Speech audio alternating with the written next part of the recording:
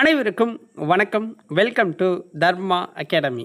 இந்த வீடியோவில் TNPSC free test சீரீஸில் மாதிரி தேர்வு 16 பார்க்க போகிறோம். வீடியோவை ஃபுல்லாக பாருங்கள். உங்களுக்கு பிடிச்சிருந்துச்சுன்னா ஒரு லைக் பண்ணிவிட்டு சேனலை சப்ஸ்கிரைப் பண்ணாதவங்க சப்ஸ்கிரைப் பண்ணி வச்சுக்கோங்க.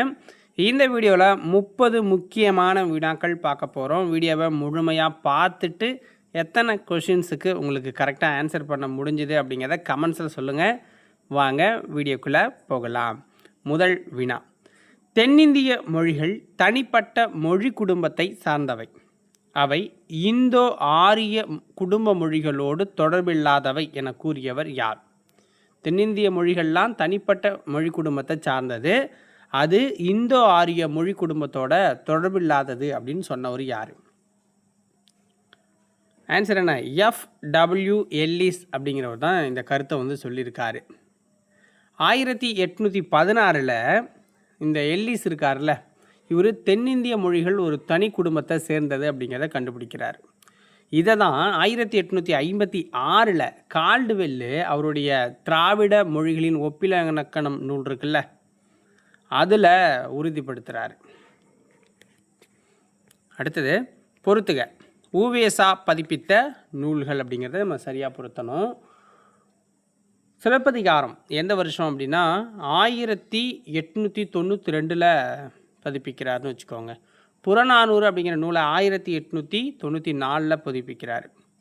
புறப்பொருள் வெண்பா மாலை இருக்குல்ல, இதை 1895 பதிப்பிக்கிறாரு. 10 நூலை 1904 பதிப்பிக்கிறார். பரிதிமாற் கலைஞர் டேஷ் வரிச்செயுள் வடிவத்தை தமிழுக்கு அறிமுகம் செய்தார். பரிதிமாற் கலைஞர் 14 வரி செய்யுள் வடிவத்தை தமிழுக்கு அறிமுகம் செய்கிறார். ஸோ சானட் அப்படின்னு சொல்லப்படுறது, ஓகேங்களா, சானட் அப்படின்னு சொல்லப்படும். இது சானட் அப்படின்னு சொல்லப்படுது. பரிதிமாற் கலைஞர்னா யார்? வீகோ சூரிய நாராயண சாஸ்திரி, அதான் நம்ம பரிதிமாற் கலைஞர்னு சொல்கிறோம். தனித்தமிழ் இயக்கத்தை உருவாக்கியவர் யார்? தனித்தமிழ் இயக்கத்தை உருவாக்குனது யாருன்னா மறைமலை அடிகள். 1916 தனித்தமிழ் இயக்கத்தை இவர் ஸ்டார்ட் பண்ணுறாரு. இவருடைய மகள் தான் நீலாம்பிகை அம்மையார்.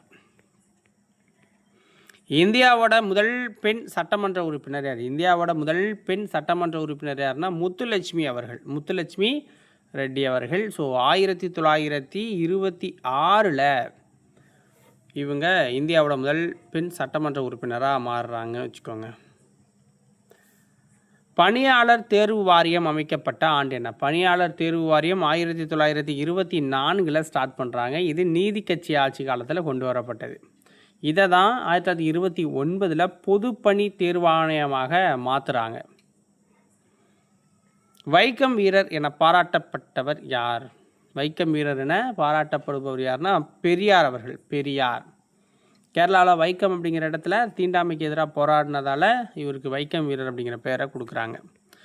சுயமரியாதை இயக்கம் தொடங்கப்பட்ட ஆண்டு என்ன? சுயமரியாதை இயக்கம் தொடங்கப்பட்டது 1925 காஞ்சிபுரம் மாநாட்டிற்கு பிறகு இதை ஸ்டார்ட் பண்ணுறாரு. அடுத்தது பொறுத்துக, குடியரசு இது எப்போ தொடங்கினாங்க அப்படின்னு பார்த்தீங்கன்னா 1925. ரிவால்ட்டு இந்த பத்திரிக்கையை 1928. புரட்சி இருக்குல்ல, இது 1933. பகுத்தறிவு அப்படிங்கிறது 1934.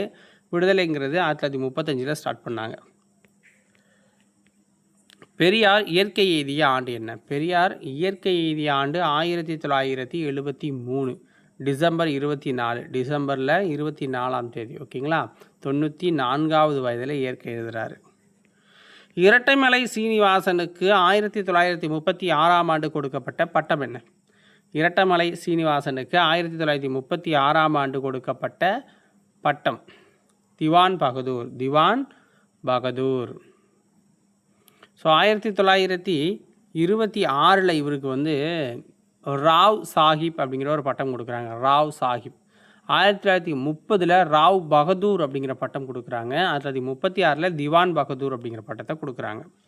ஆதி திராவிட மகாஜன சபை என்னும் அமைப்பை உருவாக்கியவர் யார்? ஆதி திராவிட மகாஜன சபை என்னும் அமைப்பை உருவாக்குனது யாருன்னா ரெட்டமலை சீனிவாசன். ரெட்டமலை சீனிவாசன் எப்போ? 1893 உருவாக்குறாரு.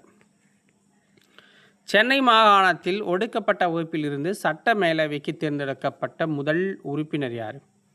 MC ராஜா அவர்கள். MC ராஜா, மயிலை சின்னத்தம்பி ராஜான்னு சொல்லுவோம், இவர் MC ராஜா. ஓகேங்களா? சென்னை தொழிலாளர் சங்கம் எந்த ஆண்டு உருவாக்கப்பட்டது? சென்னை தொழிலாளர் சங்கம் எந்த ஆண்டு உருவாக்கப்பட்டது? 1918.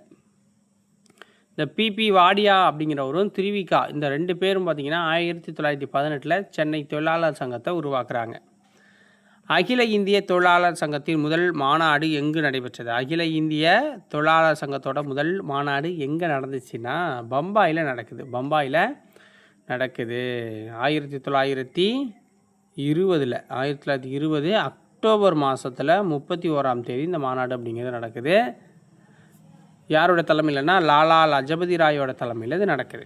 தொழிலாளன் என்ற பத்திரிகையை வெளியிட்டவர் யார்? தொழிலாளன் அப்படிங்கிற பத்திரிகை வெளியிட்டவர் யாருன்னா சிங்காரவேலர். சிங்காரவேலர் 1923 இதை வெளியிடுறாரு. 1923 மே 1 அல்லது 23.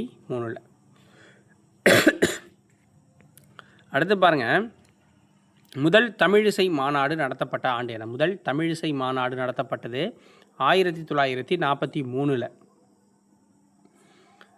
தேவதாசி ஒழிப்பு சட்ட மசோதா முதலில் எப்பொழுது சென்னை சட்டமன்றத்தில் தாக்கல் செய்யப்பட்டது? தேவதாசி ஒழிப்பு சட்ட மசோதா முதல்ல எப்பொழுது சென்னை சட்டமன்றத்தில் தாக்கல் செஞ்சாங்க? 1930. 1930. ஸோ முத்துலட்சுமி ரெட்டி இருக்காங்களா, அவங்களால தான் இது கொண்டு வந்தாங்க. ஸோ இது எப்போ சட்டமாச்சுன்னா 1947 தான் இது வந்து நடைமுறைக்கு வருதுன்னு வச்சுக்கோங்க, சட்டமாக மாறுது. அகில இந்திய ஒடுக்கப்பட்டோர் சங்கம் என்னும் அமைப்பை உருவாக்கியவர் யார்? அகில இந்திய ஒடுக்கப்பட்டோர் சங்கம் என்னும் அமைப்பை உருவாக்குனது யாருன்னா MC ராஜா அவர்கள். MC ராஜா. 1937 அந்த காலகட்டங்களில் சென்னை மாகாணத்தோட முதல்வராக இருந்தவர் யார்? ஆன்சர் ராஜாஜி தான் முதல்வராக இருந்திருக்கார். 1937 அந்த தேர்தலில் வெற்றி பெற்று. அச்சில் ஏறிய மொழிகளில் முதல் மொழி எது? ஐரோப்பிய மொழிகளில் இல்லாதது அப்படின்னா தமிழ் மொழியை சொல்லலாம். ஐரோப்பிய மொழியை சேர்க்காமல் பார்த்தோன்னா தமிழ் ஃபஸ்ட் பிளேஸில் வரும். தம்பிரான் வணக்கம் என்னும் தமிழ் புத்தகம் 1578 எங்கு வெளியிடப்பட்டது? தம்பிரான் வணக்கம் என்னும் தமிழ் புத்தகம் 1578 எங்கே வெளியிட்டாங்க அப்படின்னு கேட்குறாங்க. ஆன்சர் என்ன? கோவாவில் வெளியிட்டாங்க.